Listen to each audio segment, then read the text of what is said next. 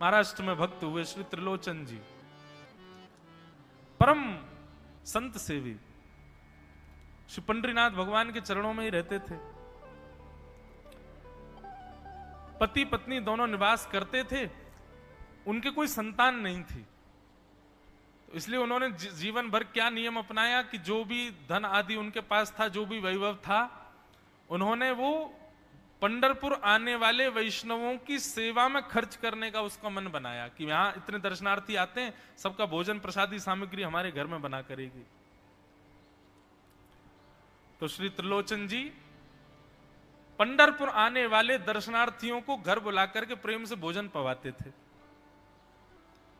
और जितने भी दर्शनार्थी दर्शन करके पंढरपुर से जाते थे वो अन्य संतों को कह देते, बोले कहां जा रहे हो? बोले पंढरपुर जा रहे हैं। बोले भैया पंढरपुर जा रहे हो तो त्रिलोचन जी के यहां जाना, उनके यहां भोजन प्रसादी बहुत बढ़िया संतों के अनुकूल बनाते हैं। बड़ी ख्याति हो गई महाराज जी, अब तो जितनी भीड़ पंढरपुर विठल मंदिर में, उतनी भीड़ त्रिलोचन जी के घर के बाहर संतों की, दर्शनार्थियों की, सब प्रसाद पाने के लिए जाते। त्रिलोचन जी और उनकी पत्नी बड़े प्रसन्न कि इतनी संतों की सेवा हम कर पा रहे हैं, ये हमारा सौभाग्य है। धीरे धीरे दोनों वृद्ध अवस्था को प्राप्त हो गए। दोनों वृद्ध हो गए तो अब इतनी सामग्री बना नहीं पाते, कोई सेवक नहीं था, स्वयं बनाते थे पति पत्नी मिलकर के।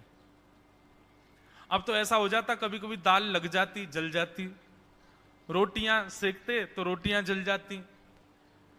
वृद्ध अवस्था, थक भी गए थे बहुत ज्यादा, तो प्रसाद पवाते तो थे, संत जन बेचारे प्रेम से स्वीकार तो करते, पर अब स्वाद नहीं होता था, तो बेचारे जैसा था उसको पाते, थोड़ा बहुत पा करके चले जाते। धीरे धीरे संतों का आगमन अब कम होने लगा। त्रिलोचन जी इस बात से बड़े परेशान हो गए, बोले भैया संत हमारे घर से आना बंद हो गए, हम क्या करें? तो श्री त्रिलोचन जी महाराज ने बाहर एक बड़ा सा कुछ होर्डिंग जैसा लगा दिया, उस पर लिख दिया कि अंदर कोई संत सेवा आदि के लिए एक सेवक की आवश्यकता है, अगर किसी के अंदर सेवा भाव हो तो वो आकर के भीतर संपर्क करे।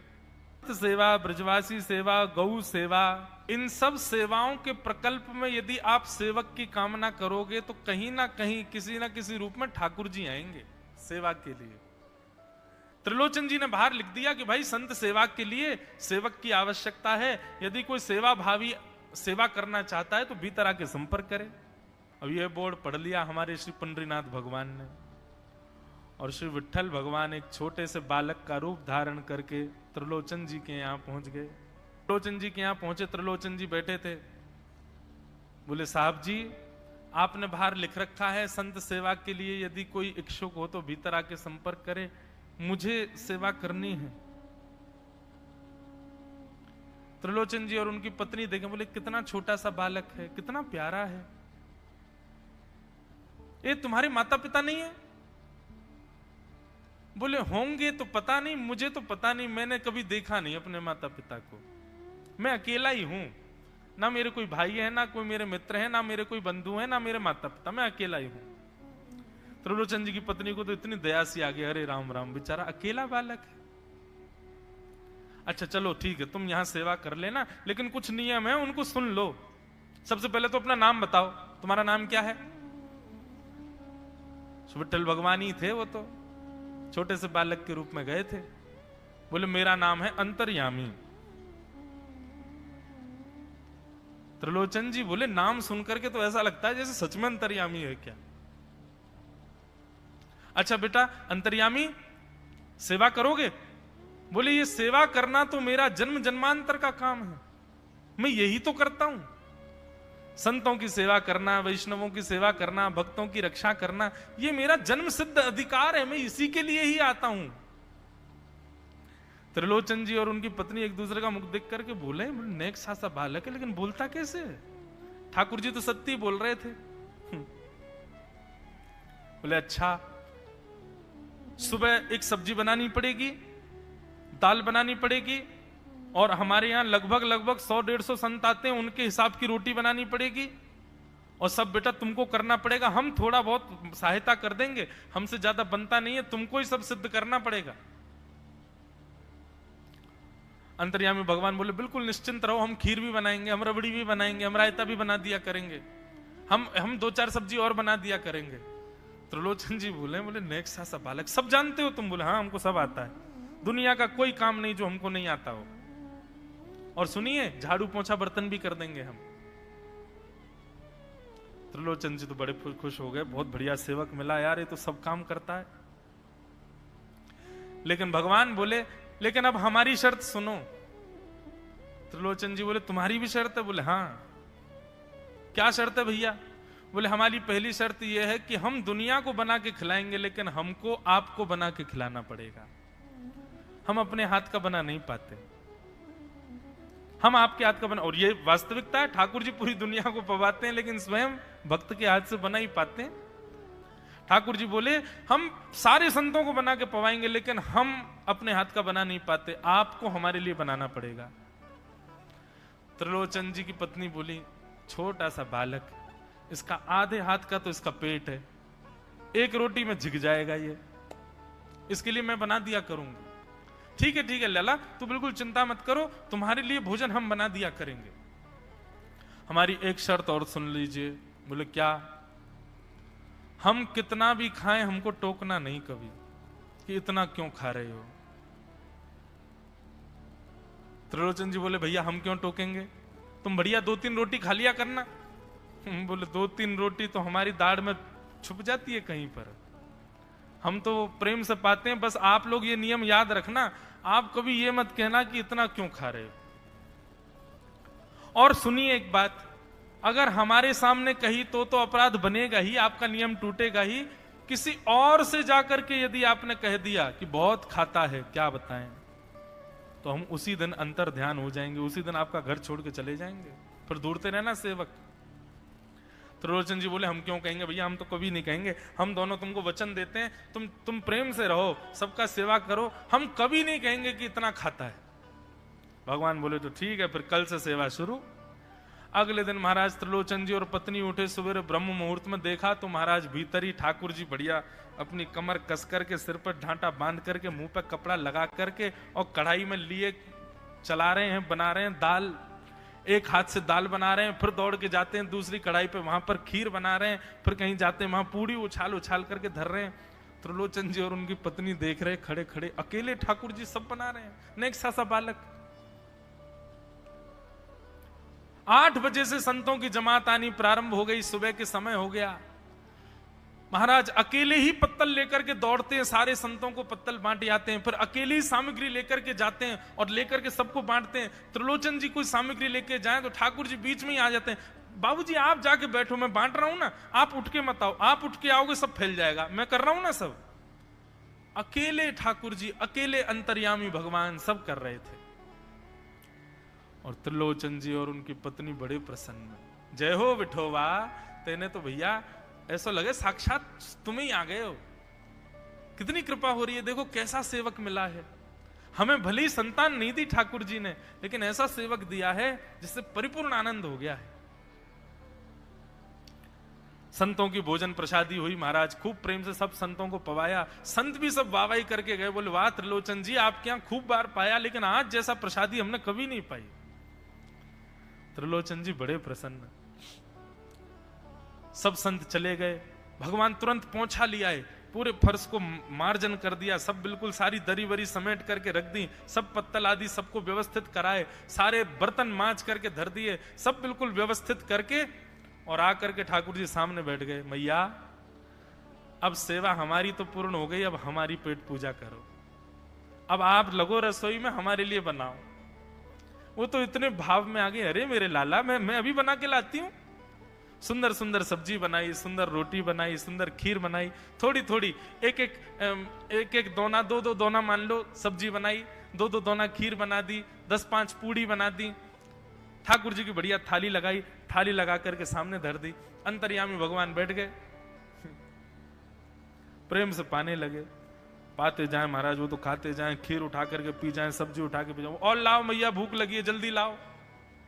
10 की 10 पूड़ी एक बार में चट और लेकर के आई, बेचारी देती गई, 10 की पूड़ी और धरवा ली, फिर उनको भी पा गए। अब मैया ने इतनी सामग्री बनाई थी, बोले मैया भूख लगी है, जल्दी जाओ आटा मारो, फिर से सेको, बढ़िया लेके आओ सामग्री, आपसे हमने कही थी कि आपको हमको पवाना पड़ेगा। नहीं नहीं नहीं बेटा तू बिल्कुल बैठो रहे। अरे भैया मुझे तो लगी नेक्स्ट सो पेटया को, ये तो कुआ है पूरा, कितना डाल दो भरे कोई ना।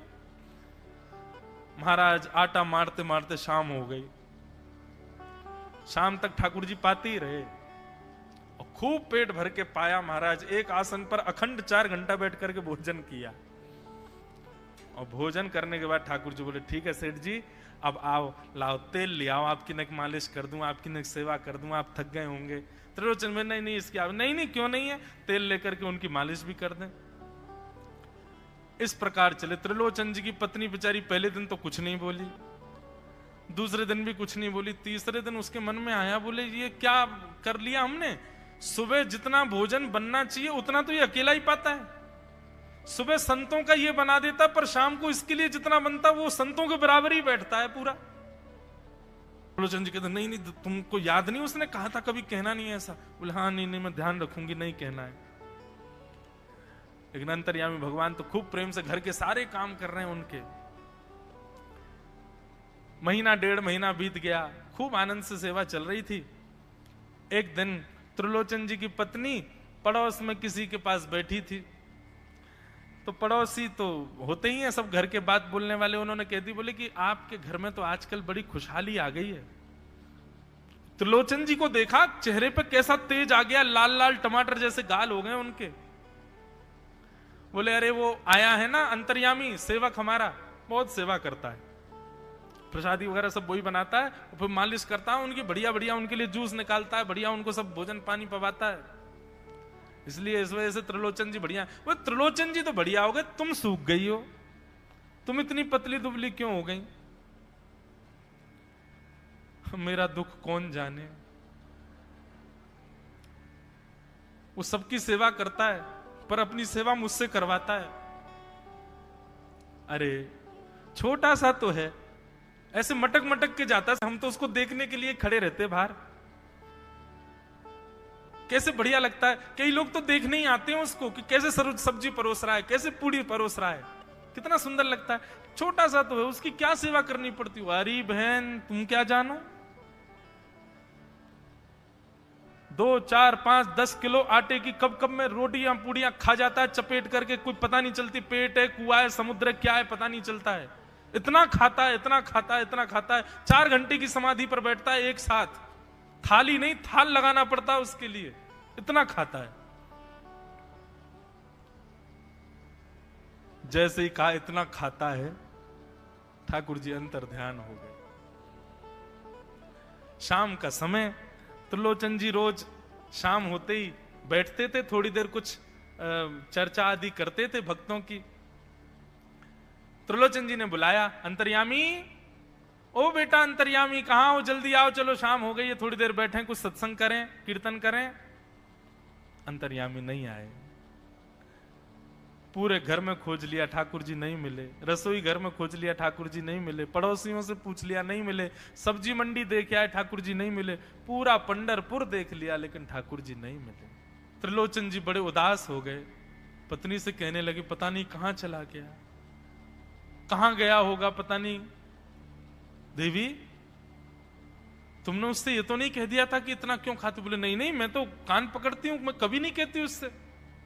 बोले किसी और से तो नहीं कहा था ना तुमने, क्योंकि उसने वचन दिया था ऐसा कहोगे तो मैं चला जाऊंगा। बोले हाँ आज एक गलती हो गई, पड़ोसी के पास बैठी थी, उससे बात करते करते मेरे मुख से गलती से निकल गया कि अरे उसके लिए तो बहुत बनाना पड़ता है, 10 किलो आटा खा जाता है, इतना खाता है, तो निकल गया था। समझ गए? बोले ओहो इसीलिए चला गया, उसको पता चल गया कि तुमने कह दिया है तभी चला गया है।